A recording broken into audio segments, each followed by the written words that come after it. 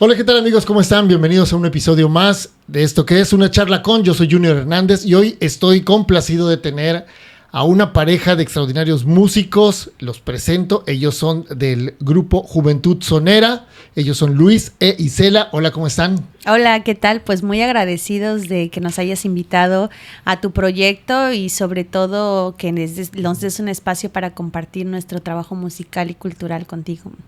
¿Qué tal, Pues Luis? muchas gracias. Pues siempre es un gusto que te inviten, ¿no? A hablar un poco de lo que haces, de lo que te gusta hacer y pues también de proyectos y muchas cosas que se vienen. La verdad estamos muy contentos y pues yo ya llevo bastante tiempo en esto del son montuno. Ya. Bueno, vámonos por el principio y empiezo con las damas. Gracias. ¿Dónde y cuándo naces? Sin decirme fecha de año. Bueno, yo... No te preocupes, pero... No tengo problema con eso, ¿no? Yo nazco en el municipio de Lerdo de Tejada, Ok. pero la mayor parte de mi vida, bueno, ya casi la mitad, ya casi que haya estado compartiendo, pero gran parte de mi niñez y juventud la viví en el municipio de Ángel Rosario Cavada, en la zona de los Tuxtlas, Ok. que es la puerta, la región de los Tuxtlas. Ahí. ¿Tú, Luis?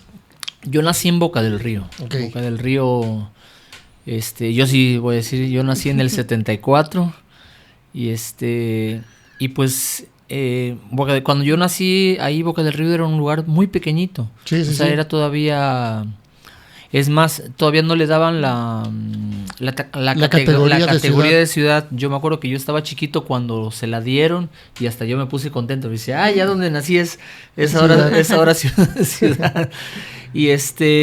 Y pues vaya, a mí me ha gustado ver cómo ese lugar que era pequeñito se ha ido transformando ahora lo que es Boca del Río, ¿no? Sí. La zona turística y de vanguardia de la zona conurbada veracruzana.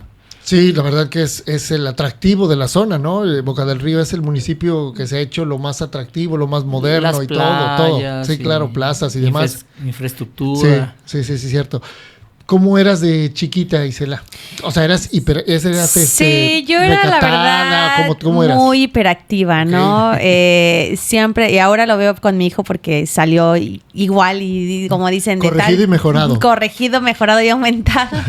Yo era muy hiperactiva, muy curiosa, y me metía en todo, ¿no? Yo regresaba de la escuela y le decía a mi mamá, ya me apunté a esto, al otro, hay que hacer traje de esto, del otro, necesito zapatos de tal. O sea, ¿te gustaba participar mucho en lo que es la escuela? Me metí en todo, ¿no? Desde el deporte hasta las artes. Comencé a bailar son jarocho a los 6 años en la Casa de la Cultura de ese municipio y ahí estuve hasta los 18 años que me vine a la Universidad de Veracruz, ¿no? Aprendiendo son jarocho tradicional, el zapateado, la jarana, la versada y bueno... todo eso, ¿no? Siempre fui muy, muy inquieta y siempre me gustó también la comunicación. Me gustaba, siempre estaba ahí liderando los periódicos murales, desarrollé una revista en la secundaria, luego en el bachillerato. O sea, siempre estuve ahí metida en todo, ¿no? La verdad, a mí me encantaba, sobre todo la expresión, Sí. fuera artística o de la comunicación, siempre estuve ahí. Oye, ¿y eras buena para la escuela? Sí, tan a la mano, ¿Eras sí. aplicada? Era aplicada porque, bueno, crecí con ese pensamiento de que mi padre me decía de que mi única responsabilidad era estudiar, ¿no? Sí. Entonces yo debía traer sí o sí buenas notas a casa y ya de ahí pues podía hacer de mi vida lo que yo quisiera, ¿no? Ok. Entonces sí, siempre fui bastante aplicada, gané varios diplomas, la verdad, de excelencia. Eso casi no me gusta decirlo porque era como yo me acostumbré a que era normal para mí, porque otros niños a veces decían, no, es que yo saqué 8 y me llevaron a Veracruz, al cine, Sí. o mis papás. Y yo decía, no, yo saco 10 siempre y no me dan nada, ¿no? Entonces, era como raro, ¿no? Para mí la escuela era como algo natural. Sí tuve asignaturas que fueron más difíciles para mí, sobre todo esas de las ciencias exactas, ¿no? Matemáticas, física, química, historia también era donde sacaba notas más bajas, pero de ahí en fuera, en general, bien. Me gustaba la escuela, hasta la fecha me gusta mucho la escuela. Fíjate qué raro ser extrovertida y además estudiosa. Muchas veces es encontrar ese punto medio, ese equilibrio entre esas dos cualidades. Porque al final son cualidades el que uno tiene, ¿no? Claro, entonces, yo creo que, sabes, ahora que soy un poco mayor y ya tengo mi hijo y analizo un poco, es un poco, como tú lo dices, de encontrar ese equilibrio, porque para mí sí implicaba un esfuerzo como la escuela, pero para mí las artes o la comunicación, todo lo demás que era de mi personalidad extrovertida, pues era como mi desfogue, ¿no? Como mi desahogo, ¿no? Quizás en la escuela sentía como esa presión, ¿no? De sacar buenas notas, de esto, de las tareas, pero siempre tenía como esa alternativa de el desfogue, de la expresión en las artes o en lo que fuera que estuviera metida, y eso me daba quizás, ahora que lo dices, ese equilibrio, ¿no? Luis, ¿tú cómo eras de chico? ¿Eras extrovertido, introvertido? ¿Cómo era tu infancia? Yo era de los relajistas del grupo, de los desastrosos y bueno, luego en calificaciones no me iba muy bien, que digamos. Justo lo que hablamos. Sí, yo estaba en el otro puesto. En el otro puesto, en el otro puesto, ¿no? Y fíjate que no era yo malo de la cabeza, sino más bien era yo muy desordenado. O sea, porque finalmente sí pasaba yo las materias, o sea, sí le entendía yo. A mí sí me gustaban las exactas, o sea, pero yo nada más les entendía y ya no volvía a hacer, prefería a veces sacar pues una calificación regular, ¿no? A hacer un esfuerzo por obtener por brillar, obtener el 10, es decir, no, ya con esto ya le entendí, ya es suficiente, con esto saco 8, 9, paso y lo importante era pasar. Y ya. Entonces, lo que sí me llamó mucho la atención y fue con lo que me fui clavando hasta ahora, fue en la música, en la guitarra. Ahí en la secundaria empezaron a dar un taller de guitarra. ¿En qué secundaria estuviste? En el Colón, en el Colón cuando estaba ahí en Díaz Mirón. Creo que sí. Todavía sigue, sí, claro. Sí. ¿Quién era tu maestro? No recuerdo bien el profesor, pero bueno, en ese entonces estaba el padre Jorge, del director de la secundaria. A mí todavía me tocó conocer a Torrente Viveros, o sea, cuando... Y bueno, me inscribí al taller de guitarra que daba ahí, no me acuerdo el nombre del profesor ya, pero él fue el primero que me enseñó los primeros acordes y eso me llamó mucho la atención. Me acuerdo que yo me metí y yo no le había dicho a mi papá hasta que ya estaba yo en el taller y dije, oye, ya no había cupo ya le dije, ya no había cupo para otros talleres y me tocó y hay que comprar una guitarra. Así ya nada más dije, oye, es que hay que comprar una guitarra porque ya tal día empieza y bueno, ya mi papá entendió que bueno, pues era como material de la escuela. Que era parte de la formación. Y me llevó una guitarrita que con esa aprendí. Y fíjate que eso me fue abriendo otro campo. Yo antes de eso, pues no era muy sociable, yo era así medio introvertido. Como era yo muy delgado, pues tampoco figuraba entre los fortachones o golpeadores. O sea, claro. No destacaba yo en nada así como que... jugaba fútbol y ahí más o menos era bueno porque era portero y como era yo delgado y había estudiado judo de pequeño, pues yo sabía volar, yo sabía aventarte y rodar. rodar, entonces pues yo era muy buen portero, pero fuera de eso pues yo no tenía así un gran círculo social ahí y más que en esa escuela era pues mucha gente era muy elitista, ¿no? Entonces los que éramos así medio clase media, clase baja, pues éramos así los que no se iban de vacaciones a Orlando y eso o como otros que salían a pescar y sacamos no sé estos peces, un mero. Sí, bueno, me tocó ir con Fernando Pasos, con Pipis, ¿no? Y él, me acuerdo que una vez dice, no, pues ¿qué hicieron el fin de semana? Pues pescamos un tiburón y todos nos burlamos. No es cierto, ¿no? Y que nos lleva las fotos. Porque efectivamente lo hacían, ¿no? Bueno, el caso es que con esto de la guitarra, pues me empezó a abrir este campo social, ¿no? Llevaba yo la guitarra incluso días que no me tocaba y ya en el recreo me ponía yo a tocar y cuando veía ya se juntaban bastante gente y nos poníamos a tocar las canciones de esa época que eran como de los Hombres G, como Enanitos Verdes, cuando era el rock en tu idioma, fue una época muy bonita que me tocó vivir. Y me ayudaban también otros músicos ya un poquito más grandes, o sea, chavos que sabían tocar del bachillerato. Ahí estaba Juan Luis Brazán, el Querubín, estaba Germán, el Diablo, de los que después formaron el grupo Cánones, o sea, de chavos de esa época. Claro. Y bueno, ahí fue donde empecé a meterme en esto de la música. En la secundaria que te enseñan lo básico. Pero yo me fui adentrando, o sea, yo trataba... Sí, te gustó, te atrapó el instrumento. Y trataba yo mucho de orejear. Antes no existía el internet donde había un tutorial que te iban diciendo nota por nota, no. Tú ponías tu cassette o tu disco y la escuchabas. Tenías que copiar el sonido. Y tratar de encontrarle, si no había un maestro que te enseñara, tú solito tratabas de buscarle hasta que por fin le pegabas a algo. Es por acá, Sí, pero al final eso también te iba educando porque vas generando un oído musical. Y vas generando una destreza. Sin saberlo, yo iba entrenando ese oído. Educándolo, claro. A partir de ese interés, ¿no? Que tenía por algún tema. Y fíjate, lo que mencionas. Tuve un amigo aquí, Roberto Robles, y te preguntaba quién había sido. Roberto es amigo mío, ya tuve la oportunidad de platicar con él en un episodio. Y justamente hablábamos de lo mismo, de cómo un instrumento, en el caso la guitarra, te permite conectar tu lado asocial o poco social con la comunidad. O sea, te permite hacer ese puente, ese vínculo en el cual al final, a través de la música, puedes conectar con personas que a lo mejor no conectarías de una manera casual. Y eso también te pone en una posición o en un estatus de, mira, él toca la guitarra. Y ya eres también parte del centro de atención de un grupo. Claro, y vas creando una comunidad porque había gente que ya religiosamente cuando yo bajaba con la guitarra ya se ponían y ahí ya en su picnic, allí comían, ahí todos. Tus primeros fans. Ándale, era como... Sí, no, al final de cuentas era eso, o sea, era estar esperando a que bajara el que toca la guitarra para pasar un rato agradable. Pero éramos como que varios, porque como eso empezó a pegar, entonces pues ya otros llevaban también su guitarra y se armaban así como una mini bohemita ahí en los recesos.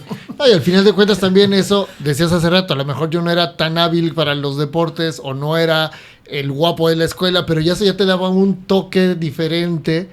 Y pues sabemos que la música, si tocas un instrumento, pues tienes un plus. Y me ayudó en esa etapa, ¿no? Donde tú tienes que desarrollarte en algo, como decir, bueno, yo ¿qué soy bueno? ¿O qué hago, no? O ¿para qué sirvo? No sé, cuando estás en ese rollo de identidad o de reconocerte a ti tus capacidades y hacia dónde quieres ir, ¿no? Y al final te ayuda porque también se vuelve una virtud y se vuelve un arma con la cual tú te vas a defender. Claro.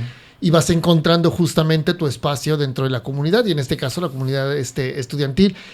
A ti toda la vida, por lo que me platicas, te fue gustando el tema de las artes. Sí.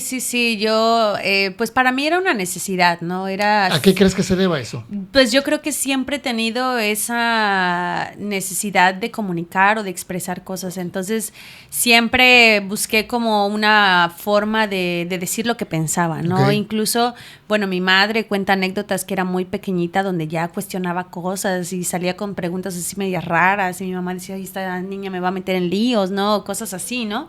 Entonces, siempre tuve como esa necesidad de preguntar y de decir cosas, ¿no? Nunca fui de las niñas que se quedó callada, siempre llamaban a mi papá para que fuera a la oficina del director. Okay. Entonces, sí sacaba buenas notas, pero tenía también esa dualidad, ¿no? Porque era una niña muy aplicada, pero también me metía en muchos problemas, ¿no? También me metía en muchos problemas. Recuerdo algunas anécdotas. Una vez una bicicleta me atropelló en la primaria, era porque pues no estaba permitido andar en bicicleta en la primaria, pero entonces yo ando, algo me pasó que la bicicleta me atropelló.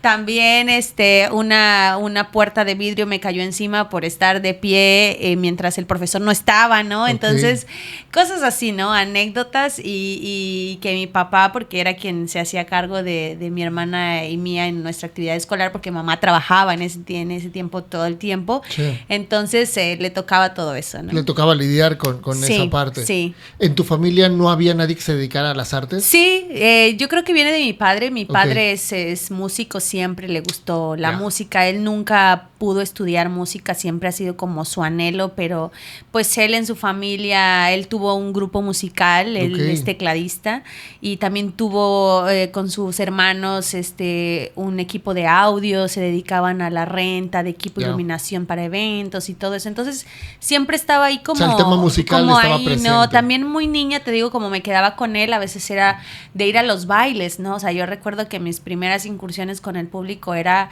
no, pues es que hay que irnos al baile, al rancho, no sé qué, y pues órale, ahí va la niña, ¿no? Porque pues no la podemos dejar, ¿no? Y vámonos, y ya estar en el baile y pues ver la dinámica del baile, y luego pues ten el micrófono y también tienes que hacer coros o di algo en lo que nosotros, ¿sí me entiendes, no? Entonces siempre estuvo ahí presente todo eso. Por tu parte, Luis, entiendo que no había entonces referencias musicales en tu casa, ¿o sí? No directamente. Mi papá quiso aprender a tocar la trompeta, pero mi abuelo era una persona muy estricta y tenía la idea que se tiene de todos los músicos, ¿no? Que los músicos pues son vagos, están en las cantinas y o que no hay futuro en cierto caso, sí, claro. Y además creo que la persona que creo que vivían ahí cerca en el patio donde vivían, que le quería enseñar a mi papá, creo que también era Ajá, de otro género, y bueno, en ese entonces eso era muy mal visto, y más mi abuelo era una persona muy estricta, muy... de la época en la que vienen esos abuelos, entonces, ¿no? Mi papá nunca se atrevió a imponer su idea, siquiera pensar en... Él le dio mucho gusto cuando yo empecé. También me lo hizo así con sus reservas, ¿no? Por esas ideas. Pero su hermano, mi tío, él sí se quiso dedicar a la música, o sea, a formar un grupo con sus amigos de la prepa y eso. Y el que le compró la batería fue mi papá. ¿Sabe? Porque mi papá le llevaba bastantes, como 10 años de diferencia a mi tío, que era a su hermano. Entonces, le compró él la batería, y eso le costó que mi abuelo le dejara de hablar a mi papá. Cuando dicen que como 1 año, 2 años no le hablaba a mi abuelo a mi papá, porque él le había comprado la batería a mi tío. Sí. Ellos formaron un grupo que se llamó Mission Moon. Un grupo como de la época de los Flammers, de los Joao, o sea que... Y ese grupo, pues cuando ellos ensayaban, yo estaba de niño ahí. Entonces esas fueron mis incursiones en la música. Y aunque mi papá no tocaba, mi tío sí, ¿no? Entonces yo cuando era niño andaba en los ensayos y agarraba los instrumentos y agarraba el micrófono. Entonces yo creo que desde chiquito, a veces mi tío me llevaba a las tocadas. Yo me acuerdo que a veces hasta me quedaba dormido porque eran tarde. Me acuerdo que llegaron a tener un estudio de grabación, y a veces me llevaba él al estudio con las sesiones, y también ahí me dormía. Yo me imagino que en algún punto me dejaban que me cuidara él, y él me llevaba a sus actividades, ¿no? Y yo creo que de ahí viene un poco también ese acercamiento, ¿no? Claro que cuando ya estuve en la secundaria, pues dije, no, pues aquí con la guitarra puedo.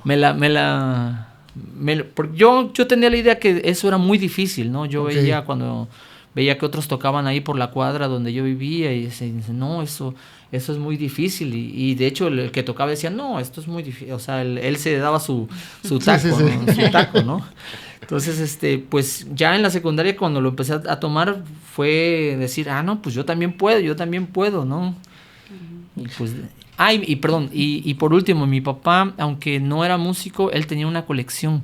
Tenía una colección de discos, como de 5,000 discos. O sea, en la casa había discos y él ponía de todo. De hecho, mucho tiempo él llevó la programación de un programa que se llamaba Una Pausa para Recordar. Ya.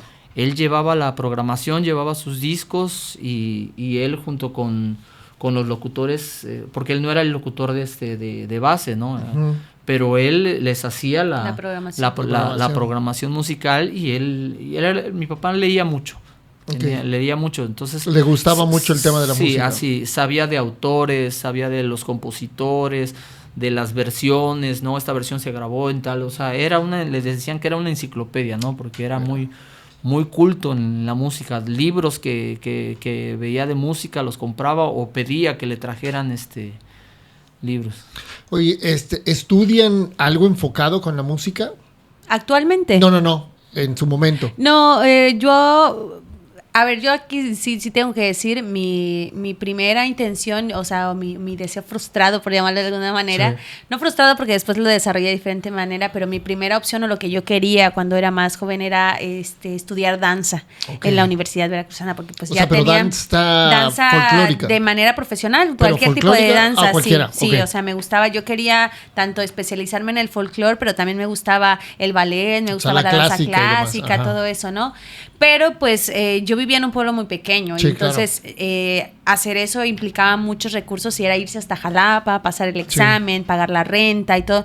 Entonces realmente era muy difícil, o sea, para mí no, o sea, esa opción no era para mí, o sea, mis papás muy claramente me dijeron que eso no iba a ser, y de hecho mi única opción era sí o sí pasar la universidad en la UB, y pues lo que medio podía yo, se acercaba donde yo podía seguirme desarrollando era comunicación, que era en el tiempo que se estaba transformando la Facultad de Periodismo en la Facultad de Comunicación. Sí. Ya cuando yo ingresé era la Facultad de Comunicación y allí estudié en la Facultad de Comunicación, también pensando en esta conexión, ¿no? entre las artes y lo que yo quería seguir expresando. Uh-huh.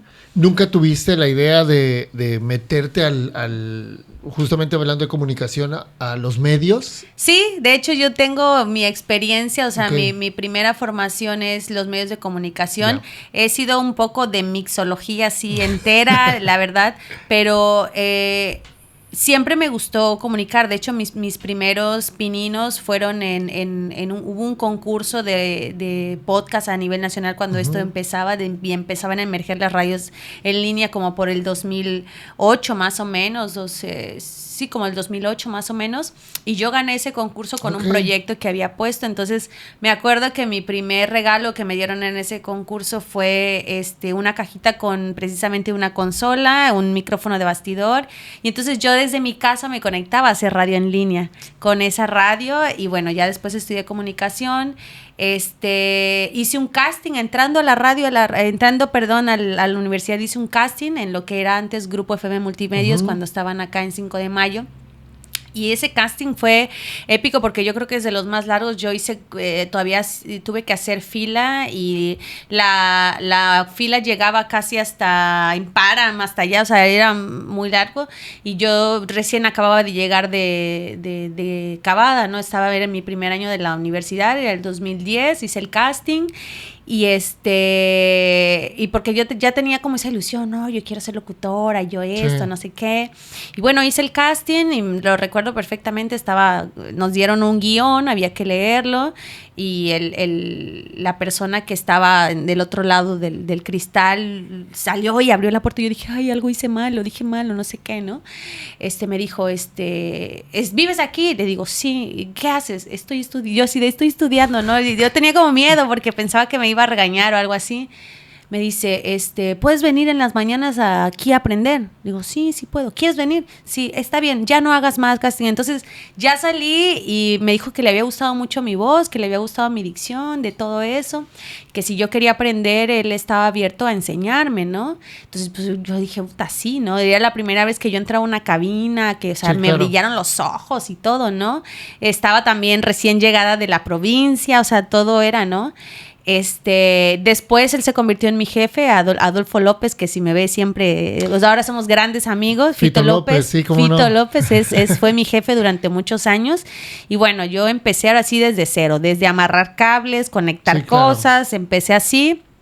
Y fui evolucionando hasta que un día tuve la oportunidad de cubrir me recuerdo perfectamente a una compañera que estaba de baja por embarazo y había que cubrirla. Entonces, pues, ¿quién no? Pues, Isela, ¿estás lista? Sí, no, pues, sale, órale, va. Y así empecé, y ya después, pues, grabé comerciales, después tuve mi primer programa de base, después ya propuse mis proyectos, y así pasaron casi 10 años en esa empresa. Yo siempre ha sido la empresa para la que he trabajado con el ingeniero Francisco Malpica, a quien le le tengo mucha gratitud y siempre mucho cariño porque hasta la fecha me habla por algunos proyectos, pero bueno, ahorita yo estoy en otros, me estoy desarrollando en otra área también y siempre la radio, yo lo he dicho, fue para mí como mi gran amor, mi gran encuentro, aunque después, bueno, con el tiempo fue cambiando, ¿no? Mi necesidad llegó a un punto donde como locutora no me quedaba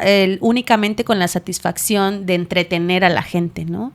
O sea, yo empecé a sentir que el impacto de la palabra era mucho más fuerte o trascendía incluso el sonido o la pantalla, ¿no? Sí, claro. Entonces, comencé también a pasar por un proceso interno de cambio donde pues quería entender qué quería hacer con mi voz o con lo que yo decía. También empecé a sentir la gran responsabilidad que era abrir la boca delante del micrófono, ¿no? Entonces llegó un momento incluso donde dije, no, es que si yo no la abro para intentar transformar el mundo o transmitir mensajes que puedan fomentar eso en las personas, mejor no la abro, ¿no? Sí, claro, saber qué tanto valor tienen tus palabras. Claro, ¿no? Entonces, bueno, así fue.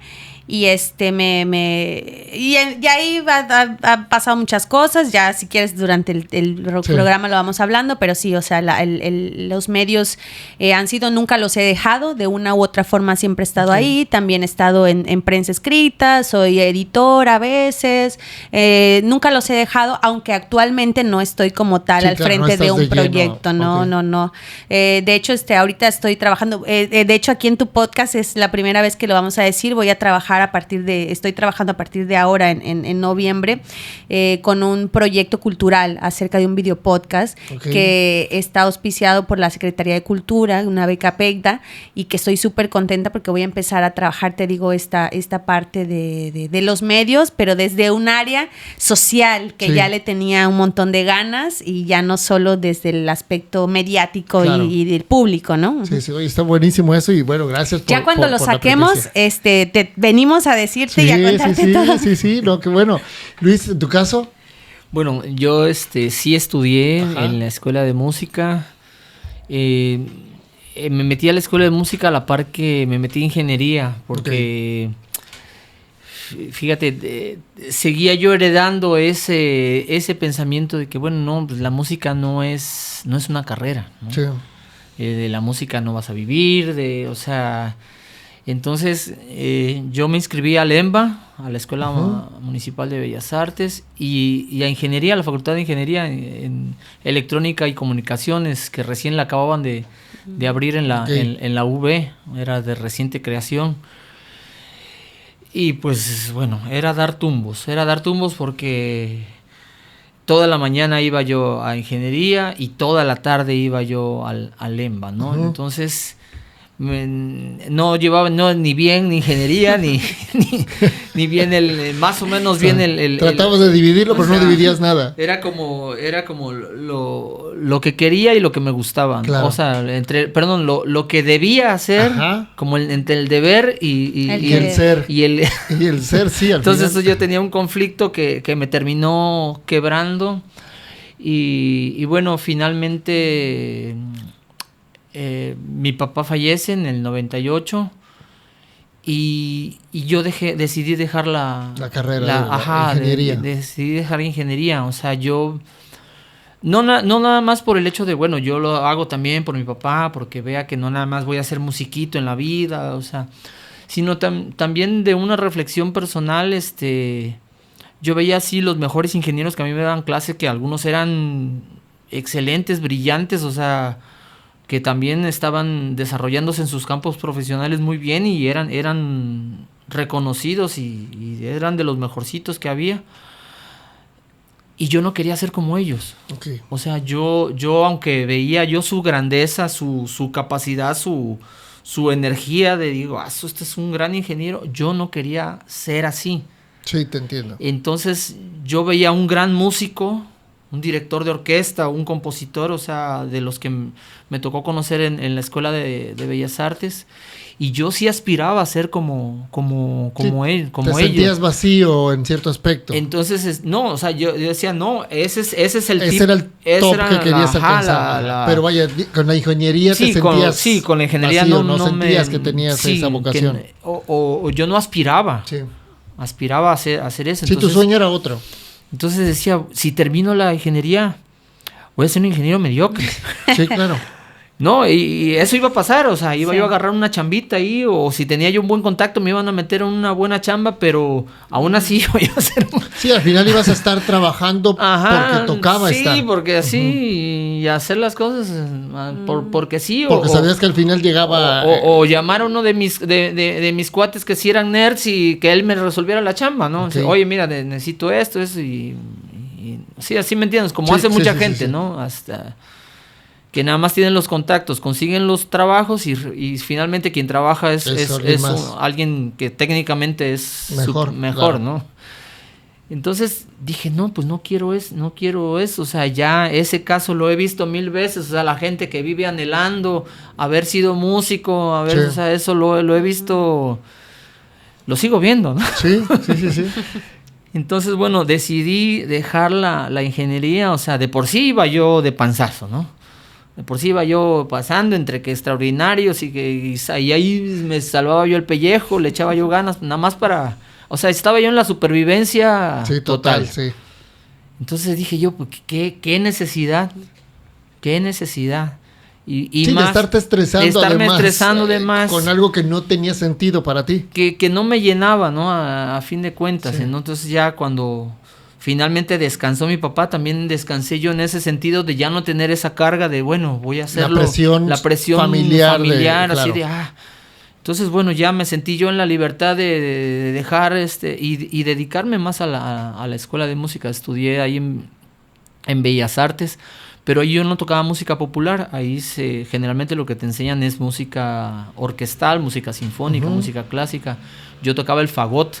Okay. Yo era fagotista ahí en la orquesta, también porque con ese instrumento te becaban, ¿no? Como no había fagotistas, pues entonces ofrecían que quien quisiera estudiar el fagot le daban una beca que era casi del 100%, yo me acuerdo que casi no pagaba yo nada ahí en esa escuela, y tenía yo que ir a la orquesta. Entonces ya estaba yo, eso me ayudó mucho, fíjate, estar en la orquesta de Daniel Ayala me abrió mucho campo a otras cosas, además de tocar esta música hermosa, orquestal, que pues han compuesto los grandes del mundo de la música. El hecho de sentir que estás en ese ejercicio de energía musical, o sea, que eres parte de él, que eres de los que está produciendo todo eso, estar allá dentro de la orquesta es muy distinto a estarla escuchando, o sea, porque tú estás en el ojo del huracán donde se gesta toda esa... Sí, estás viviendo en un microcosmos que genera algo que al final, sabes que tu participación se va a notar. Y también tú te cargas de ello, ¿no? Sí. Tú te cargas de toda esta energía musical. Y bueno, yo lo disfruté mucho, me gustaron este tiempo que estuve en la escuela y pues siempre le tengo esa gratitud, ¿no? Pero bueno, después salí al mundo laboral y como la escuela de música solamente es un nivel técnico, aunque es muy pesada el estudio ahí, es nada más una carrera técnica. Después me vi en la necesidad, ya en el mundo laboral, porque yo era maestro docente de música, pero yo no tenía una licenciatura. Sí. Entonces, ahorita estoy terminando una licenciatura en enseñanza de las artes en la UV. Okay. Ahorita ya estoy entregando el último, no hice tesis, hice un proyecto de intervención, con unos talleres que di y eso. Y bueno, ya estoy entregando estos últimos trabajos para tener una licenciatura que me permita también desarrollar un poco más en el campo de la docencia, que me ha gustado también. Últimamente me he dedicado no nada más a ser músico, sino a ser docente de música a pequeños, a primaria, secundaria. Sí, claro, pero al final la música, que viene siendo el hilo conductor de tu vida, te lleva también a tener un pase por la docencia, que al final es pues transmitirle tus conocimientos y el amor que se le debe de tener a la música y a cualquier instrumento, sea el que sea para que toques, te va permitiendo seguir preparando futuras generaciones de músicos. Abrir la sensibilidad, o sea, la música sobre todo lo que te hace es ser un ser humano más sensible.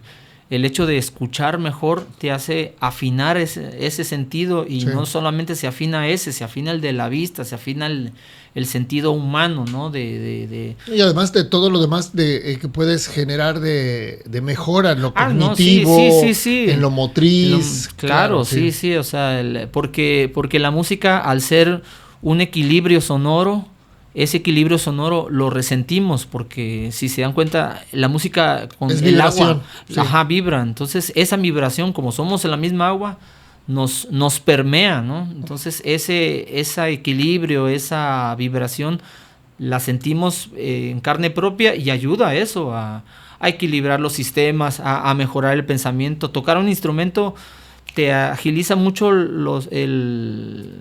¿cómo se lo llaman ahora? La neuroplasticidad, porque se tienen que estar creando conexiones neuronales para utilizar los dos hemisferios, para coordinar un movimiento con otro, para coordinar las palabras, el vocablo con el sonido. O sea, el cerebro está creando un... Sí, está conectándose por todos lados y está haciendo... Está haciendo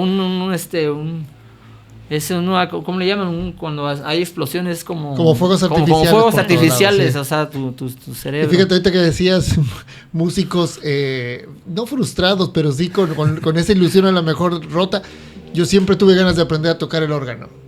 Siempre. Bueno, todavía tienes esa oportunidad. La vida no se ha terminado, ¿no? Tengo el órgano. Eso. Yo, por ejemplo, toco la guitarra. Vale. Pero solo sé tocar la guitarra si lo veo. Uh-huh. O sea, yo en la guitarra me sé 2 canciones. Me sé la canción de Te Quiero de Hombres G y me sé la de Sufre Mamón de Hombres G. Sí, nada más. No me sé ni las mañanitas ni la rama, no me sé nada. Esas dos únicas. Son las únicas canciones que me sé. Y todas las demás canciones que me gustan, tanto modernas como más retro, con un cancionero, pues que ahora hay programas que son cancioneros electrónicos. Está, bueno, el que yo ahí uso te va poniendo el acorde. La que yo uso es la cuerda. Lacuerda.net, entonces ahí descargo la canción, la veo y lo voy siguiendo y ahí voy y así es como puedo tocar. Si no, no puedo tocar, no me las sé, no me las puedo aprender. Y quería hacer lo mismo con el teclado, pero lo primero que me tengo que hacer es aprenderme los acordes para poder leer música. Pero ha sido complicado. Bueno, vamos a pasar a otro tema. Ustedes 2 son esposos. Sí. ¿Cómo se conocen y cómo llegan a hacer esta pues unión laboral, que me imagino que la jefa es ella, como debe ser? O me hace creer eso, no lo sé. Mira, eso de que te hace creer, quién sabe, porque la mujer siempre es la jefa. Sí, o sea, yo pienso que nos repartimos en lo que mejor eres, ¿no? O sea, yo creo que siempre es bueno decir, bueno, yo soy un desastre en la organización, o sea, si me dejas a mí la organización, algo se me va a olvidar, algo va a salir mal. Entonces, si tú eres buena en la gestión... Sí, tomar las fortalezas de cada uno. Fortalezas de cada uno. Yo creo que diría que es creo que parte de nuestra... dinámica, tanto como compañeros de trabajo como esposo, es que no hay creo que no hay en nosotros un quién es el jefe, ¿no? Timón, sino que hemos llegado a un punto donde entendemos que los dos estamos remando y es el mismo barco, ¿no? Sí, o sea, creo que saben cuál es la función que eso de cada ha uno. sido como espiral, ¿no? Sí, para nosotros yo creo que es lo fundamental. Creo que ahora lo hemos conseguido de esa manera porque como todas las relaciones y todos los matrimonios, o sea, pasamos por todas esas etapas del jaloneo, del estira y afloja y no sé qué, hasta que, bueno, uno encuentra cómo remar en el mismo barco, ¿no? Si es que se llega al acuerdo de que estamos en el mismo, ¿no? Entonces, yo creo que ahora que lo dijiste, es eso, ¿no? Nosotros no hay, porque como él dice, ¿no? Bueno, Chelita, que como comúnmente me dice así la gente que me quiere, y él me dice así, o sea, ella es buena para la gestión, sí, pero por ejemplo, la parte de dirección musical, o sea, yo ni loca me meto a hacer eso, o sea, no lo entiendo, no puedo. Él respetas la decisión que él lo toma hace, y él ¿no? confía, Él lo hace. Confías en él y él confía en ti en lo que hace. Y sobre todo en eso de ¿para qué soy bueno, no? Sí. ¿Cuáles son mis fortalezas, no? Yo sé que ni loca porque no, o sea, yo soy músico porque bueno, he venido aprendiendo, pero yo no sé leer partituras, no estudié, por ejemplo, una carrera técnica, o sea, tengo conocimientos, ¿por qué? Porque pues he bailado, he estado en ballets, he estado inmiscuida, pero no a un nivel profesional como él lo hace, ¿no?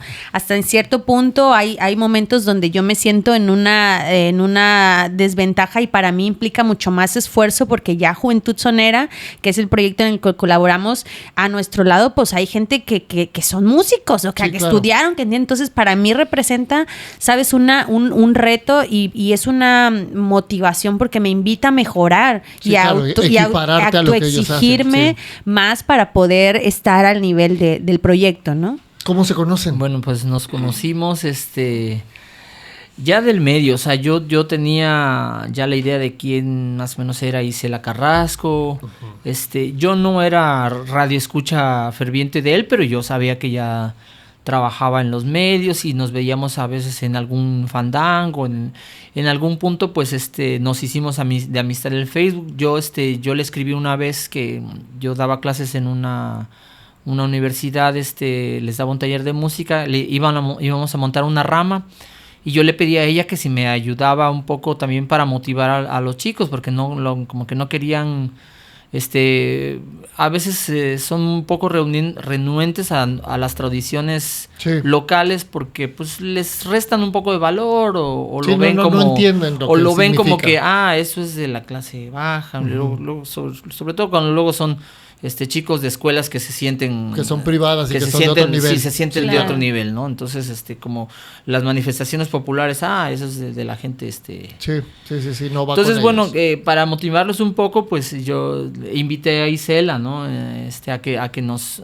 hablara un poco de la rama y nos ayudara también con los versos, ¿no? Porque yo también no era muy bueno con eso de la versada. ¿Tú ya manejabas la versada? Ya, porque yo al haber crecido en los Tuxtlas y al haber pertenecido desde muy pequeña al campo de la Casa de Cultura, entonces ok. yo me metí desde que yo fui a un fandango y que fue en Santiago Tuxtla y estaba muy pequeñita porque bailábamos en el ballet, pero íbamos a la fiesta cultural esta de los fandangos. O sea, para mí fue como un clic, así un boom en el corazón, ¿no? Que mis padres me decían, yo no sé por qué a esta niña le gusta tanto eso, porque eran pleitos así, mamá, por favor, llévame, pero papá, y yo recuerdo que estaba todavía como 13, 14 y ya eran las 12 y mi papá, no, ya nos tenemos que regresar. Y yo, pero papá, si el fandango apenas va a comenzar y no sé qué, bueno. Entonces yo crecí inmiscuida en esa tradición, ¿no? O sea, yo practicaba el son jarocho tradicional, me gustaba mucho. Ya después, ya más grande, ahondando en mi historia familiar, descubrí que mi bisabuela, Carmen, ella era curandera, pero también era bailadora de son jarocho tradicional. Cuando el tiempo aquel, donde las bailadoras no tenían zapatos como ahora, sino que bailaban como con unas chanclitas y de madera, ¿no? Yeah. Y que ella caminaba largos kilómetros para irse a otra comunidad y bailar ahí porque pues decían que ahí iba a haber fandango, ¿no? Entonces para mí era muy normal la tradición de la rama, o sea, saberse versos y salir a la rama y todo eso, pues en los pueblos lo hacíamos. Yo crecí con eso, o sea. ¿Pero son versos creados o los tradicionales? Pues se crean versos y también hay versos ya que existen y que han pasado de generación en generación. Sí, claro. Yo no fui consciente de que en mi cerebro había un gran bagaje de versos tradicionales hasta que yo me mudo a la ciudad. Cuando yo llego a la universidad aquí y la gente, o sea, dicen, ay, los versos, y eso no lo hemos escuchado. O sea, yo me empiezo a ser consciente de que yo había guardado gran parte de mi tradición y que para mí eso era normal, en mi comunidad era normal, ¿no? Ya. Entonces ella te ayuda. Sí, ella me ayudó y eso fue, digamos, nuestro primer acercamiento, ¿no? En ese entonces, pues ella tenía una pareja, yo también tenía otra pareja, entonces pues no hubo... Además, ni nos la solí, ni nada de eso, ¿no? O sea, éramos compañeros del medio, todo. O sea, te nada que conocen del ver, medio, sí, o sea. ¿Quién sabe? Porque la invitación a lo mejor ya llevaba gancho. ¿Quién sabe, no? Pues precisamente fue en la época de pandemia. Ajá, ok. Donde pues estuvimos todos aislados, ¿no? Sí. Entonces, Pues yo le empecé... Y yo había regresado a México, porque yo no vivía aquí, yo estaba viviendo en España porque estaba estudiando allá. Okay. Y recuerdo perfectamente que era en esa época de pandemia, yo me tuve que regresar ya después de eso y empezamos a hablar, ¿no? Pero ya como que a mí me sonaba diferente la cosa, ¿no? Ya así como que a ver, como Luis, que me está hablando ya en otro tono, ¿no? Ya era otro sí, approach. ya como que ya me invitaba a los tacos y yo así como de que ya está diferente, ¿no? Ya se puso nervioso. Ya Luis. se puso nervioso. ¿Era con plan con maña o qué? Pues bueno. O sea, sí. Era un poquito profesional, pero era más el otro lado. Sí, ya era de amistad, socializar. Nada más socializar, porque... Sí, claro. Y ya también había pasado mucho tiempo. Yo ya, la pareja que tenía o sea, en ese momento yo no tenía pareja, todo había cambiado, sí. O sea, habían pasado ya, después de nuestro último trabajo juntos, habían pasado años porque yo estuve casi 3 años fuera de México, sí, sí. Sí, y yo vivía solo, o sea... Y bueno, ya fue que nos empezamos a ir tratando más y nos fuimos, pues, ahora sí que adentrando poco a poco, o sea, y pues, sobre todo que uno a veces como que tiene esa corazonada de cuando algo va a ser duradero, ¿no? Sí. O sea, a veces uno desde el inicio ya sabe, o sea, uno ya proyecta, ¿no? Dice, no, pues esto es, o sea, ahora sí que dices, no, pues aquí a lo mejor no voy a durar mucho. Entonces, a veces uno no le echa tantas ganas a una relación porque que no debería ser, ¿no? Claro. O sea, no debería ser así como que, ay, no, nada más es... Pero bueno, o sea, yo desde un principio yo sentía eso, de decir, no, pues aquí es esto... Habías encontrado mucha afinidad con ellos. Sí, y yo había pensado para mí, ¿no? Pues aquí con esta persona pudiese yo proyectar ya algo más, ¿no? Entonces futuro, ya, sí, claro. Ya como ya que hacer una familia y eso, o sea, pero bueno, ya eso lo fuimos hablando ya muchísimo después, pero sí fueron de mis ideas iniciales, ¿no? O sea, ella y hasta yo decía, bueno, pues yo no sé si yo estoy listo, ¿no? O sea, yo me hacía esa pregunta, esa reflexión hacia mí mismo. O sea, esta persona quizá lo que busca es ya algo más estable, pero yo no sé si yo lo estoy, ¿no? Y además si eres capaz de brindarlo. Soy capaz, sí, claro. O sea, sí, o sea, y entonces tuve que yo mismo ir pensando y reformando eso, ¿no? Pues sí. Y confiando, ¿no? Porque finalmente lo que haces con desconfianza no funciona. Sí, ¿no? sí. Oye, ¿en qué momento crean este concepto de Juventud Sonera? O sea, ¿cómo se va gestando esto? Fue todo sobre la marcha y la verdad fluyendo, o sea, nunca hubo un plan. Yo creo que si regresamos atrás, porque también hay algo que creo que vale la pena mencionar. Yo a Luis lo conozco desde cuando Luis tenía el proyecto con Juventud Sonera que tocaban en el Portal de Miranda. O sea, yo venía de Cavada con mi papá, porque a mi papá le gustaba mucho la música de Luis. Desde ese entonces ni lo conocíamos ni nos éramos amigos, o sea, y veníamos a bailar ahí el son montuno, ¿no? Entonces yo siempre, pues a Luis siempre lo conocí, ¿no? O sea, siempre estaba ahí y como crecimos en los ámbitos, en los géneros hermanos, yo en el son jarocho, él por su parte en el son montuno, pero en algún punto, pues la gente del son jarocho sabe la gente del son montuno y nos encontramos en foros y todo esto, entonces bueno. Ahí de alguna manera también siempre Luis estaba presente. Y si nos regresamos a aquella época, yo creo que nunca, créeme, en mi vida hubiese pensado que iba yo a formar parte de Juventud Sonera o que Juventud Sonera se iba a convertir en algo también compartido conmigo. Claro. O sea, pero para nada, ¿no? De hecho, cuando Luis y yo empezamos en la relación, yo no estaba de lleno, o sea, yo no entré inmediatamente al grupo, ¿no? O sea, pasé por ese proceso porque él tenía su grupo y tenía sus compañeros y todo, ¿no? Entonces yo a veces nomás iba a ver, ¿no? O a bailar, ¿no? Pero después, pues, había la necesidad de que, pues, falta el güiro, toquen el güiro, no ten, Chelita, toca el güiro, ¿no? Entonces, pues, ya también empezaba ahí, ¿no?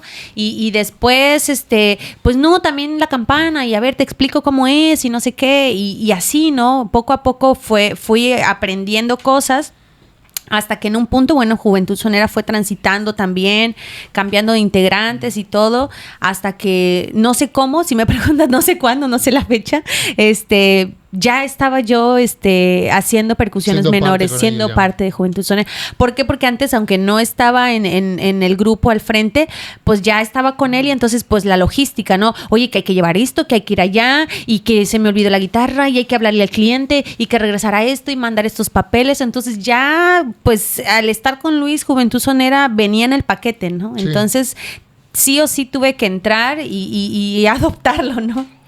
¿Cuántos años tiene Juventud Sonera ya? Juventud Sonera se formó a finales del 2021. Ok. Ya por estas fechas, como por entre noviembre... 2001, perdón. 2001, okay. Perdón. Ya como finales de año, como los 3 últimos meses empezamos a ensayar porque íbamos a ver si tocábamos en un cafecito, ¿no? Este proyecto nació con una compañera de la escuela de música cuando estudiamos ahí en Bellas Artes con Verónica Valerio. Ella fue a quien yo le propuse formar un grupo de son montuno. Verónica Valerio también estaba en el son jarocho y también su papá y su abuelo habían estado en la tradición del son jarocho. Su abuelo había sido don Pánfilo Valerio. Bueno, y esta muchacha a mí me gustaba mucho cómo cantaba. Íbamos ahí en la escuela y ella cantaba en el coro y tenía una voz muy bonita, muy gruesa. O sea, siempre me han gustado las voces como de mujer como gruesas, que son muy potentes, así como la de Toña la Negra, ¿no? Justo estaba pensando en ella. Sí. Entonces, pues ya con esta Verónica comenzamos a pensar en formar un grupo de son. Ella le habló a un amigo que tocaba el bongo y yo le hablé a un amigo que tocaba el bajo. Entonces, nosotros 4 empezamos ya a ensayar como Juventud. No sabíamos que todavía no se llamaba Juventud Sonera, nada más empezamos a ensayar. Iván Llerena, Luis Figueroa, servidor, Verónica Valerio y Carlos Adames en el bongo. Es a finales del 2001. Entonces ya empezamos. Después le hablamos a Andrea Alfonso, que es hija de don Andrés Alfonso, que también es de la tradición del son jarocho. Y Carlos Adames le habló a su tío, Arnulfo Flores, que él empezó a tocar Carlos Adames tocaba la conga y Arnulfo Flores el bongo.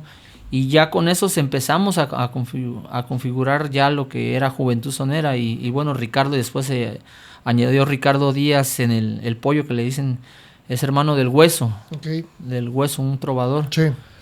En el timbal. Y esos fuimos los primeros Juventud Sonera, los que grabamos el único disco que hay hasta la fecha de Juventud Sonera, porque no hemos vuelto a grabar. Y ese grupo pues gustó porque éramos jóvenes haciendo son, ¿no?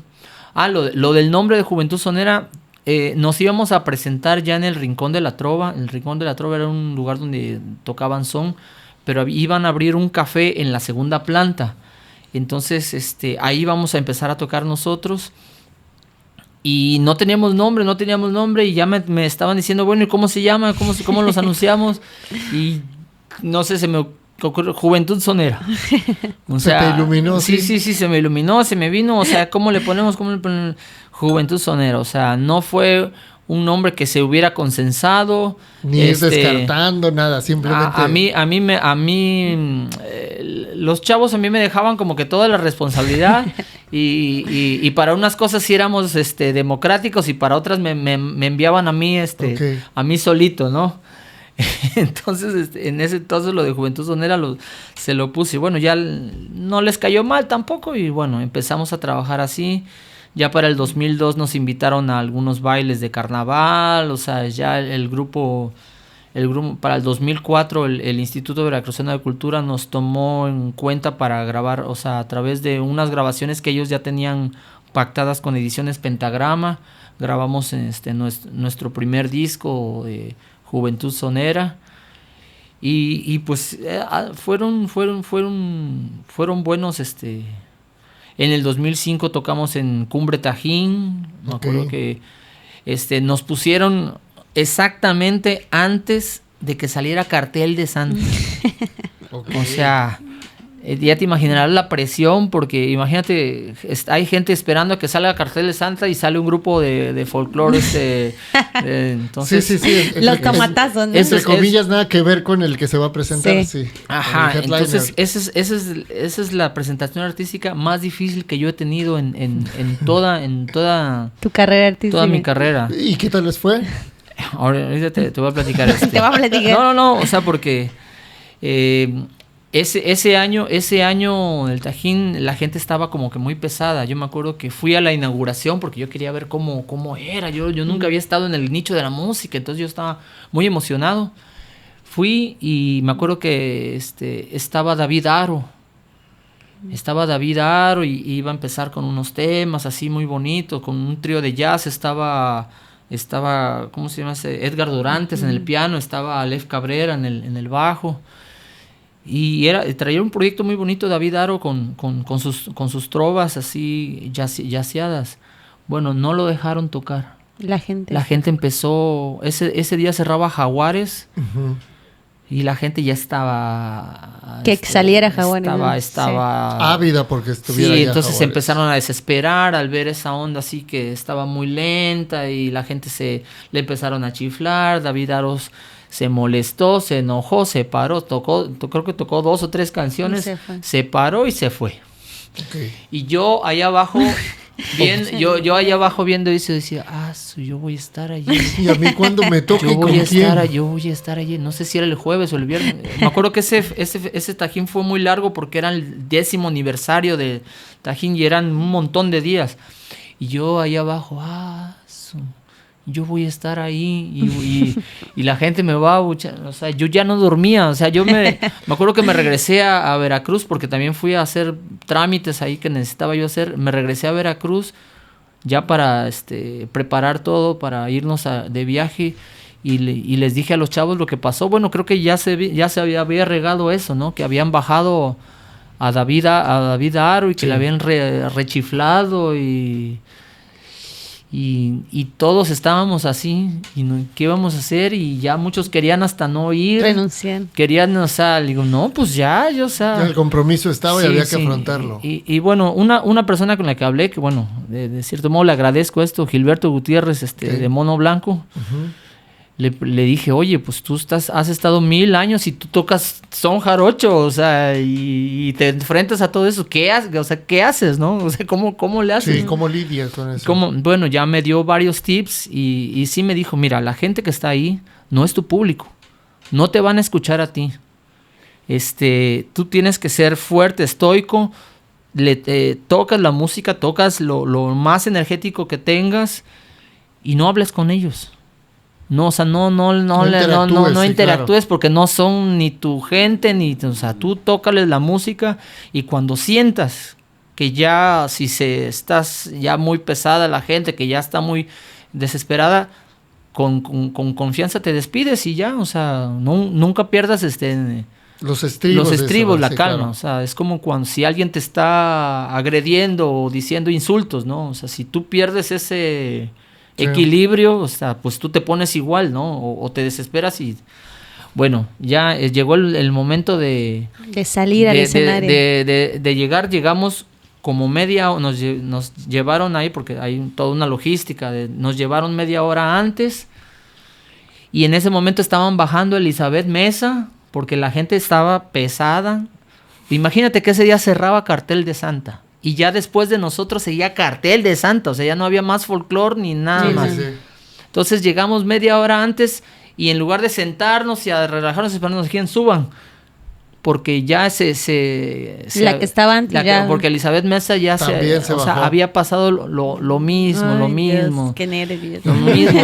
Y me acuerdo que mis compañeros estaban así temblando. Y yo decía, no me van a ganar. Yo decía por dentro de mí, estos son puros chamacos, no me van a ganar. Bueno, cuando estaban armando nuestro set, la gente estaba gritando, Cartel. Sí, claro. Cartel. O sea, imagínate todo el nicho de la música del Tajín así, ya hasta el gorro de oír folclore, y Cartel, realmente es opuesto totalmente el hip hop, claro. con esto. Y mis compañeros así con una cara de pánico. Y yo decía, no, o sea, algo en mí decía, no me van a ganar estos canijos. Y ya, una vez ya terminamos de armar nuestro checklist, prenden las luces y ya aparecemos nosotros.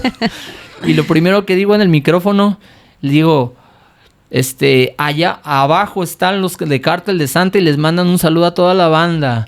Y que vean, o sea, pero lo dije así fuerte, abajo están los de Cártel de Santa, ya llegaron y les mandan un saludo a toda la banda. Y la banda empieza,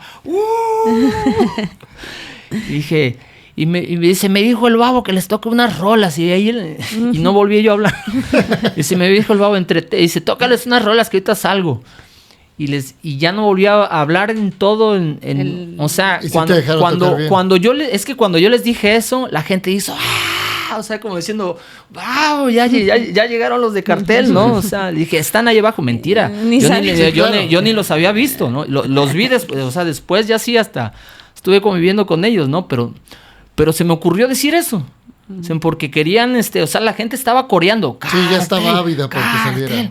Entonces ya llegué con un mensaje de Babo y... De Babo, y dice, Babo, que ahorita sube, que no hay, que les toca unas rolas. Y ya la flota, o sea, porque cuando dije, ya llegaron los de Cartel, están aquí abajo, y los de la flota, Cuando yo vi que se animaron, dije, bueno, con la canción que yo iba a cerrar, con esa empecé. Ok. Empecé, pelotero la bola, Cuando yo vi que la gente empezó como que a brincar, a bailar. Dije, ya.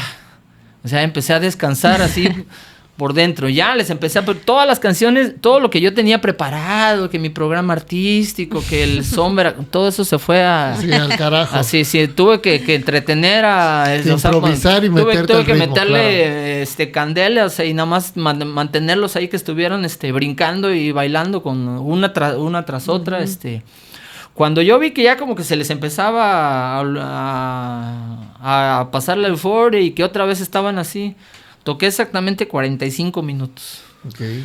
Cuando yo vi que ya estaban así, bueno, muchas gracias, ya nos despedimos, ya viene Cartel, ya. Toqué la última. La última y para abajo. Y me bajé, ¿no? O sea, pero no terminé en tragedia como... No, pero buena anécdota, ¿no? Al final de cuentas. Sí, y qué difícil. Qué difícil es tener la responsabilidad de ser antes del headliner, tirarte... Sí, ¿no? ¿Y cuál? ¿Y qué headliner? Sí, claro. O sea, es que si me hubieran puesto, no sé, que cerrara pues algo a lo mejor un poquito más... Mono blanco. Sí, exacto. Algo que tenga un poquito más que ver con lo que estás tú tocando. Lila Down. O sea, por ejemplo, si el headliner es Lila Down, bueno, pues lo mío ahí va. Más o menos se complementa, sí, claro. Y yo creo que también es responsabilidad de los que arman este tipo de... Porque, por ejemplo, lo de David Aro, había un día que cerraba Eugenia León. Pues contras, a David Aro lo metes el día de Eugenia León. Eugenia León canta canciones de David Aro. Sí. O sea, es un poquito, tiene que ver con lo que está previo. En la línea, o sea, ¿cómo está David Aro el día que cierra Jaguares, ¿no? Sí. No, pero bueno, esa es mi anécdota y la cuento así como lo más difícil a lo que me he enfrentado en la vida y que bendito Dios, o sea, salí librado, güey. Oye, y Juventud Sonera ha tenido algunos cambios, me dices que ha tenido cambios ya en la alineación. Bueno. A lo largo, desde el 2001 para acá, ha habido pues muchos cambios, ¿no? Pero siempre lo que sí a mí me gusta comentar que se ha mantenido en la dirección musical ha sido Luis, desde que inició. O sea, y de hecho mucha gente, tú le dices Juventud, a él no le gusta mucho que lo diga, pero la gente dice Juventud Sonera y piensan en Luis, porque pues ya lo tiene identificado físicamente. Es la imagen, claro, la imagen, ¿no?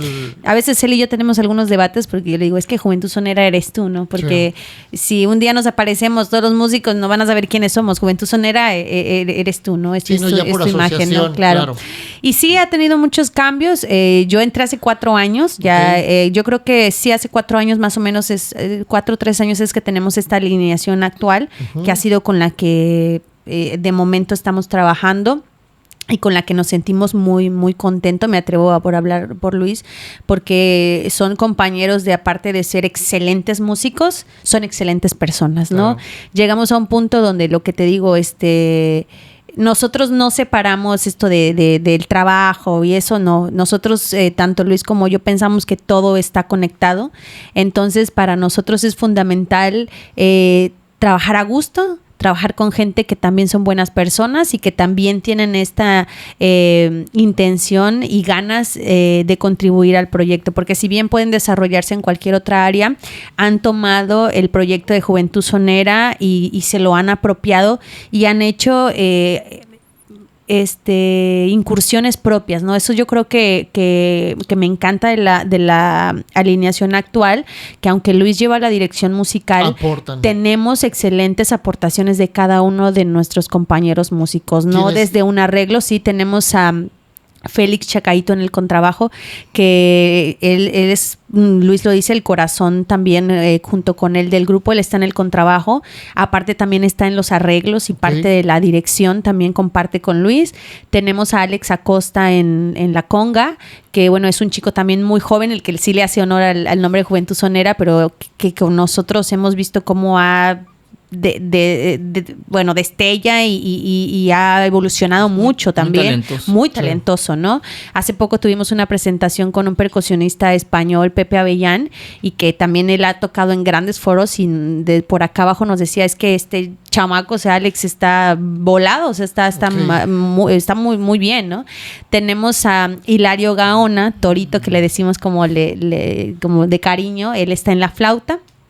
Yo estoy en las percusiones menores y bueno, Luis en la guitarra. Esa es nuestra alineación base. Ya para eventos más grandes invitamos a algunos músicos, pero este es el grupo con el que día a día estamos trabajando desde hace aproximadamente 4 años.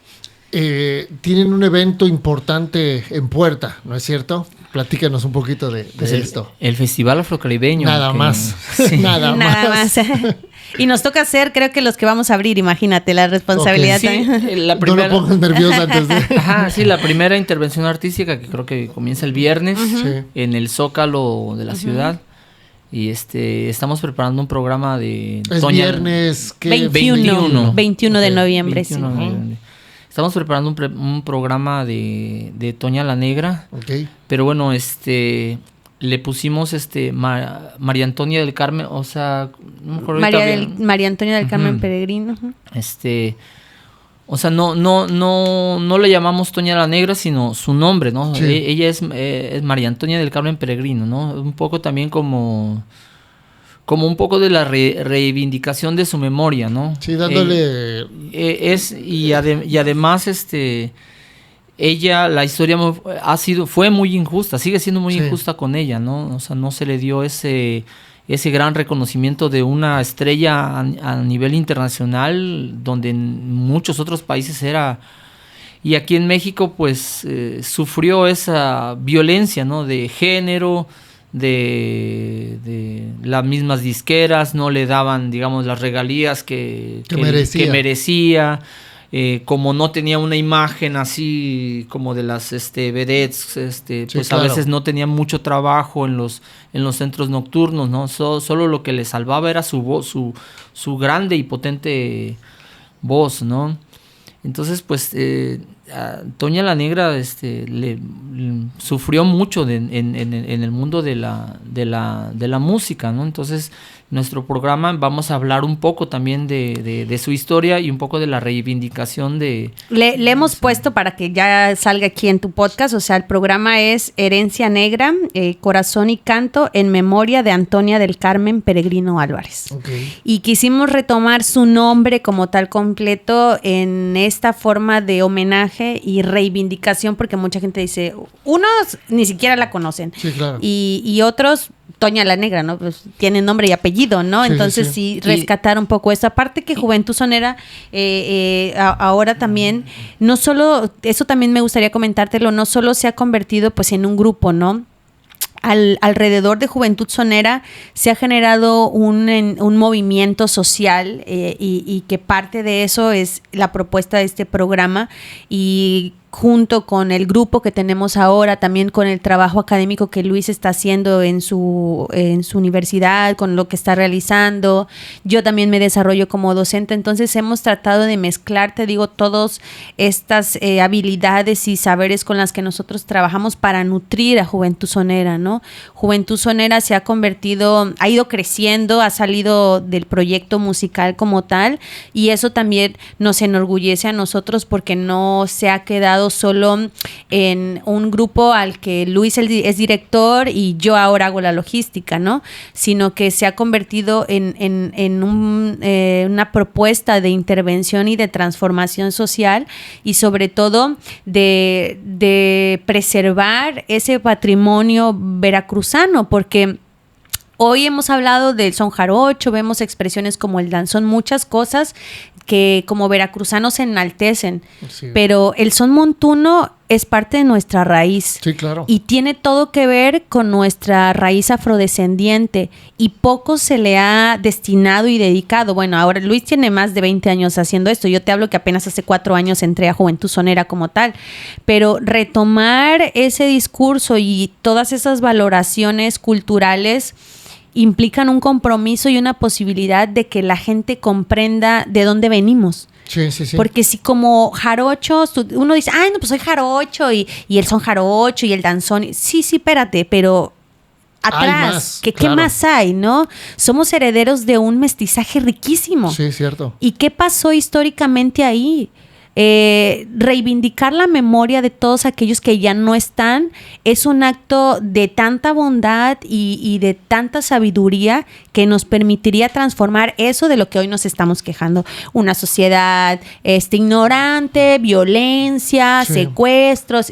Sí, ok, pasa todo eso, pero ¿y qué hacemos nosotros como sociedad para cambiarlo, ¿no? Entonces, en esa línea, Juventud Sonera se está saliendo del proyecto musical, y para nosotros es, yo creo que muy de mucho gusto que eso suceda. Nosotros solamente pues lo hemos entregado a la sociedad. No, y qué bueno que tomen esa bandera y ese estandarte de decir, a ver, esto sí tiene que ver con lo musical, pero tiene que ver también con tradición, con historia, con reconocimiento a gente que ha sido pionera o que ha tenido que ver mucho en lo que hoy es la música tradicional, la música que al final es parte de nosotros, de nuestra raíz patrimonio. Como jarochos, que es patrimonio y que deberíamos de conocer. Además, no es que, claro. O sea, deberíamos de saber exactamente de dónde venimos, cómo se ha ido desarrollando todos los movimientos y lo rico que tenemos a nivel cultural,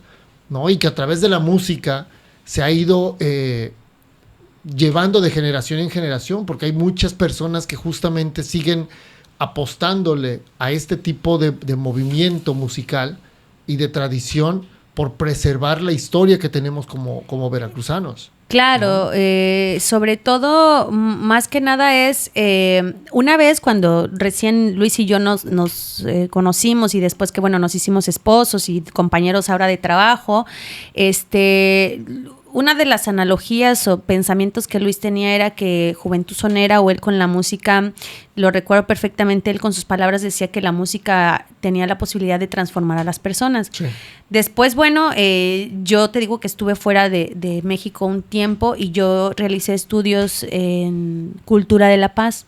Okay. Entonces, hoy es como una frase que pues está como venta en todo el tiempo, y cultura de paz y esto y los gobiernos y todo, pero realmente no se ha profundizado en eso. Entonces, cuando yo entro a la relación con Luis y entro a la colaboración y al tema laboral con Luis, pues intrínsecamente todo viene junto con pegado, ¿no? Entonces empecé a mostrarle a él pues razones, conceptualizaciones, y es eso, ¿no? Y él también ha ido, que hasta el momento de hoy su proyecto de la universidad también ha retomado un poco la cultura de paz, porque ha entendido cómo la tradición, el arte, la música, pues no tan solo pueden transformar a las personas, sino que son una herramienta de construcción de paz, ¿no? Claro. Y porque no es rescatar la música de Juventud Sonera o el baile del son montuno, donde va. Cuando tú preservas, por ejemplo, la fiesta donde la gente va a escuchar esta música, va a bailar, sabe que esta música es herencia de los pueblos afrodescendientes, que tiene que ver con nuestras raíces del mestizaje, que tiene que ver con vulneraciones de derechos y con cosas que no se han dicho, aunque hoy estemos en temas de género.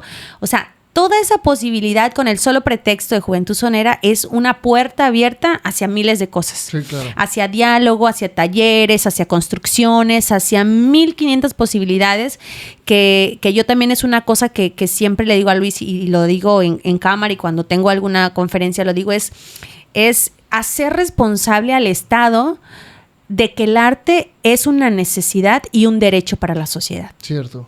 Porque así como nos merecemos y exigimos calles pavimentadas y cualquier otro tipo de trámite, el arte y la cultura son necesidad en la sociedad.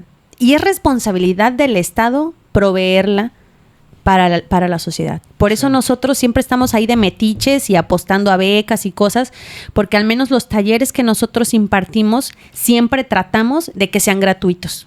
¿Por qué? Porque la gente tiene derecho. Claro. Tiene derecho de acercarse a un instrumento, de conocer sus raíces, de conocer su historia. Y hay que ir educando a nuestras autoridades para que ellos comiencen a entender y aprender cuán importante es esto. Y que si le apuestan, pues a lo mejor no van a ver resultados mañana, porque como dice Luis, la guitarra no la aprendes de hoy a mañana, ¿no? La guitarra te cuesta un rato, ¿no? Pero vas a empezar a darte cuenta que en ese proceso, que es a largo plazo, has construido y cambiado vidas que están impactando en tu sociedad. Sí. Sí, toda la razón, ¿eh? La verdad que la música, la cultura debería de ser algo que debe de estar sí o sí en la agenda de cualquier político y ya a veces de cualquier partido. O sea, no tiene nada que ver con determinada corriente política, simplemente debe de ser también, creo que la cultura en general es una herramienta que sirve para bajar justamente esos niveles de violencia, para transformar vidas, para hacer que la gente tenga otro chip con el cual piense y debería de ser, poniéndonos un poquito serios, debería de ser algo que sí o sí debería de estar en la agenda de todo político, ¿no? Claro. Debe de estar presente en la política pública. Sí. En la política pública y no como un show de turismo, sino como un quehacer comunitario, como un compromiso. Ajá. Sí, como está, por ejemplo, fomento deportivo, como está, o sea, que realmente si nos ponemos un poco religiosos, hasta sería como ir a misa los domingos, ¿me entiendes? Así sí, claro. Así debería de ser. Sí. Crear esos círculos sociales que le permitan a crecer y tener este bienestar social, o sea, parte del bienestar social, porque al crear estas comunidades de aprendizaje, de música, y sobre todo ahorita lo que queremos rescatar son los bailes, los bailes, porque los bailes populares antes eran puntos de inflexión social. Y pues en determinado momento se fueron perdiendo los bailes populares de los barrios, los bailes populares, y ahora sí que empezar a retomar esto, aunque sea por punto, ¿no? Nuestros talleres empezaron en la Huaca, ¿no? Queremos en la Huaca retomar también, aparte de los talleres, empezar a hacer estos bailes, ¿no? Bailes populares que antes se hacían. Y que se pudiesen replicar en otros puntos, ¿no? Oye, qué interesante, la verdad que eso sí estaba también bastante interesante, porque al final pues era el entretenimiento de nuestros abuelos o de nuestros tatarabuelos aquí en el puerto. O sea, y era un punto de encuentro. ¿Sí? Hoy con tantos estímulos que nos ofrece la tecnología, a lo mejor las personas no somos conscientes, pero sí estamos conectados y tenemos esto y nos podemos conectar al segundo con alguien de otro país, pero muchas veces con la gente cercana no tenemos esos espacios de convivencia y de diálogo, que son imprescindibles para que una comunidad pueda desarrollarse. Claro. Porque si no hay ese verse a los ojos, estos espacios de encontrarnos, de sonreír, de llorar juntos, de expresar un dolor, de aprender cosas nuevas, no evoluciona la sociedad. Es correcto. ¿No? Entonces, nosotros queremos apostar por eso, por rescatar la fiesta popular, por eso la música de Juventud Sonera va enfocada a la cultura popular, porque el baile no es solo el espectáculo, no, es todo lo que encierra, que el que trae las sillas, que el que va a vender ahí, que la familia donde se encuentra, dónde te vas a estacionar, o sea, sí, toda la simbiosis que se genera con ese pretexto, ¿no? Sí, una sinergia donde todos participan, donde es inclusivo, donde, o sea, es un poco como el fandango, ¿no? El fandango, que es un espacio público donde todos pueden participar y simplemente pues llevando unas normas de convivencia, las que tienen que haber, básicas, ¿no? Respeto. Sí. Así es, andes borracho, pero no por eso vas a agredir al otro. Ser irrespetuoso, ¿no? Oye, entonces, 21 de noviembre, vamos a ponernos, digo, ya la gente lo estará viendo antes para que sepan que van a estar en el Festival Afrocaribeño. Sí, con este programa como homenaje a Toña la Negra. Los invitamos porque vamos a cantar canciones propias de Juventud Sonera que Luis ha escrito. Y también vamos a tener de invitada a Chelito Lara, que es una compañera de nosotros que ha cantado con Juventud Sonera en otras ocasiones y que tiene una voz muy bonita también. También en la línea de Toña la Negra, como le decía Luis, de estas voces así potentes y gruesas, va a interpretar temas de Toña la Negra. Entonces los invitamos viernes 21 de noviembre a las 6 de la tarde en el Zócalo de Veracruz. Zócalo de Veracruz, perfecto. Y hoy vienen preparados porque nos van a regalar pues mira, es que Luis música. Y su guitarra pues no es Luis, ¿no? Sí. Entonces sale como sí, traemos aquí un bongo y la guitarra la trae Luis para pues no sé, cerrar esto en el momento que tú lo quieras utilizar y que escuchen algo de hecho, por eso de música tarde, de Juventud Sonera. Nos regresamos por la guitarra. Pero bueno, aquí está la guitarra. No, bueno, lo hacemos así entonces. Vamos a tomar la interpretación y seguimos para despedir. 1, 2, y...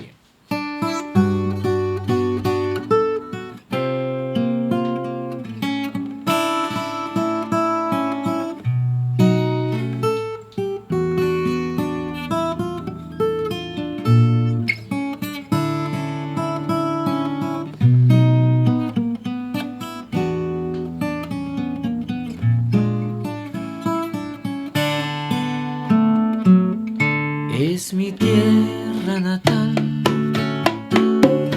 un embrujo de azul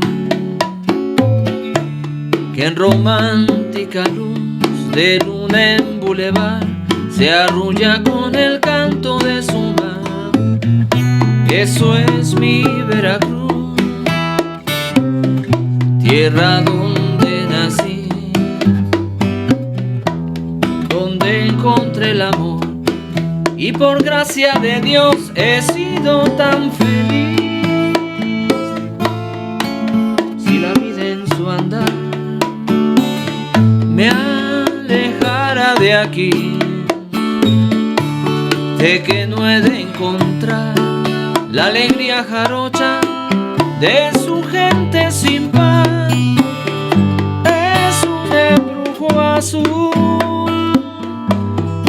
sueño del Edén, es un faro de luz, mi lindo Veracruz, donde yo moriré.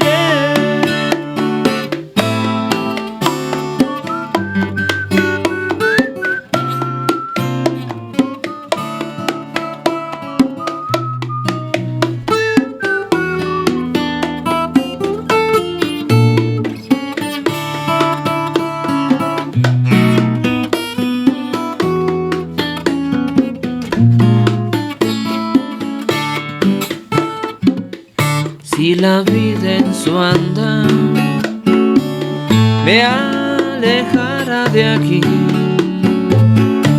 sé que no he de encontrar la alegría jarocha de su gente sin par.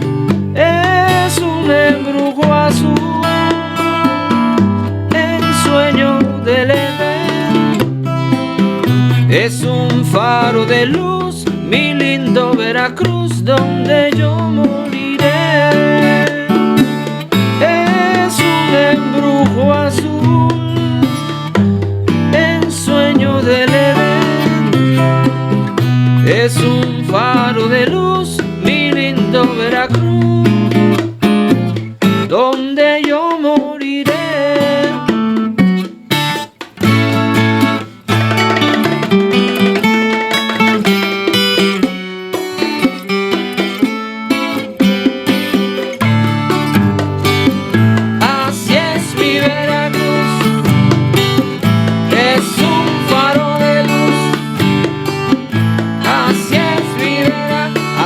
mi Veracruz.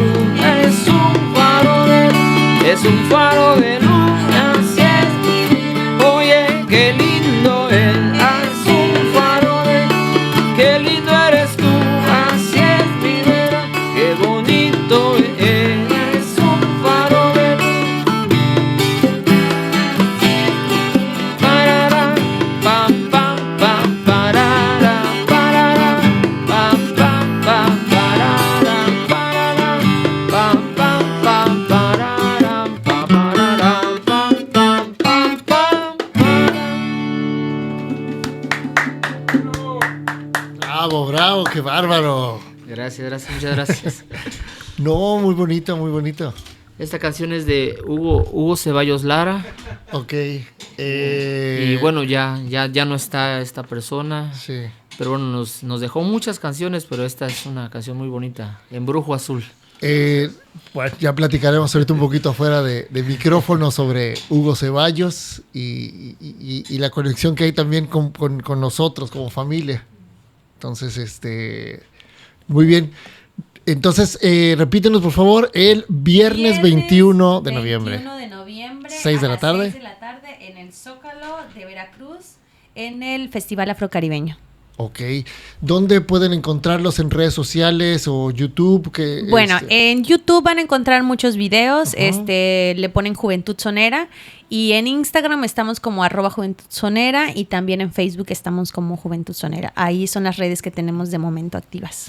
¿Dónde los pueden contactar? O sea, directamente en las páginas de redes sociales o bueno, teléfono? tenemos nuestras páginas, ahí pueden escribir Sí. un mensaje directo Ok. y les podemos contestar, o bien nosotros manejamos dos números, que es el 22 91 20 83 23 con Luis directamente, o el mío que es el 22 99 03 15 65. Cualquiera de los dos es lo mismo, Juventud Sonera, para algún evento o alguna información, participación, lo que necesiten, ahí estamos a la orden. Perfecto. ¿Algo más que quieran agregar aquí en su Pues episodio? agradecerte, siempre estos espacios son muy bonitos y sobre todo retomar esto que te digo, que es tomarse el tiempo de poder participar en un proyecto con otra persona, por pequeño o grande que sea, siempre abre la posibilidad a generar estos espacios de diálogo. Y al menos Luis y yo estamos en esa iniciativa, somos bien necios, bien tercos en esa línea, entonces siempre que nos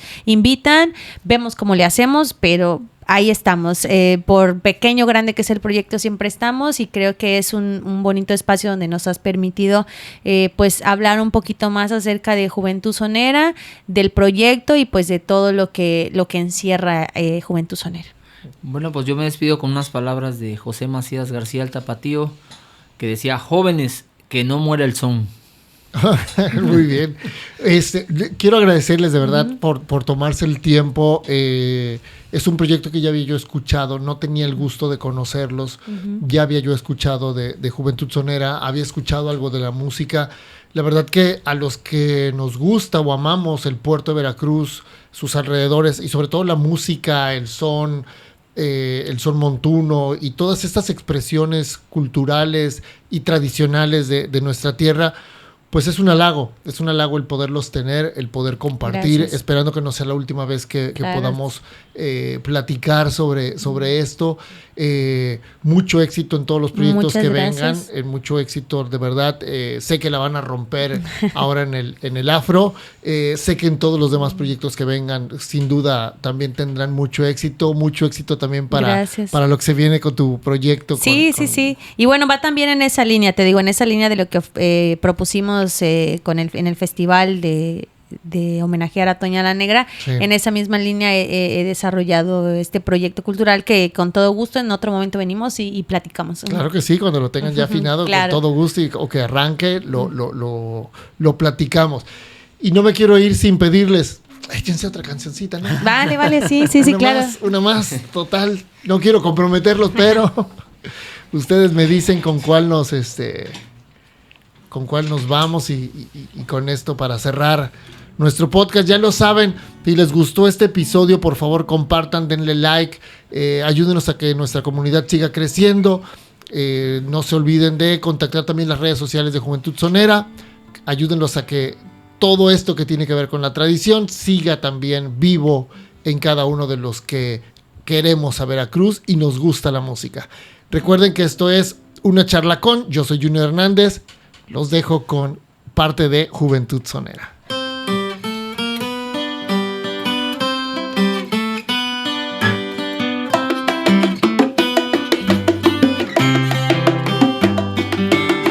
Oiga usted cómo suena la clave.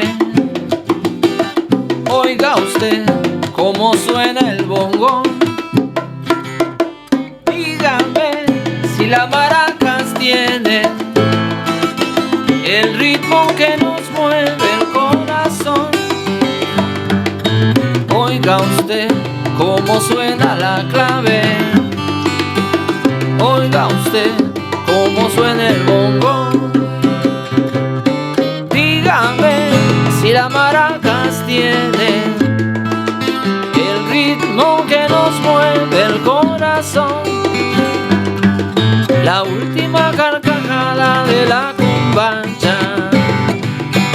Llévate mis tristezas y mis pesares. Tú que sabes reír, tú que sabes llorar, tú que puedes decir cómo son las noches de mi pena. La última carcajada de la cumbancha. Llévate mis tristezas y mis pesares. Tú que sabes reír, tú que sabes llorar, tú que puedes decir cómo tengo el alma de tanto amar. La clave y el bongo alegran el corazón.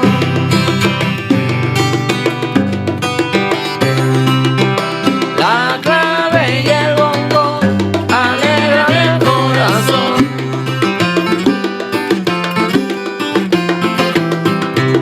La clave y el bongo alegran el corazón.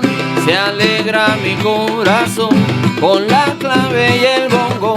La clave y el bongo alegran el corazón.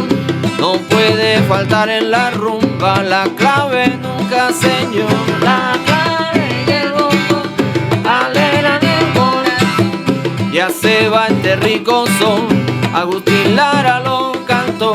La clave y el bongo alegran el corazón.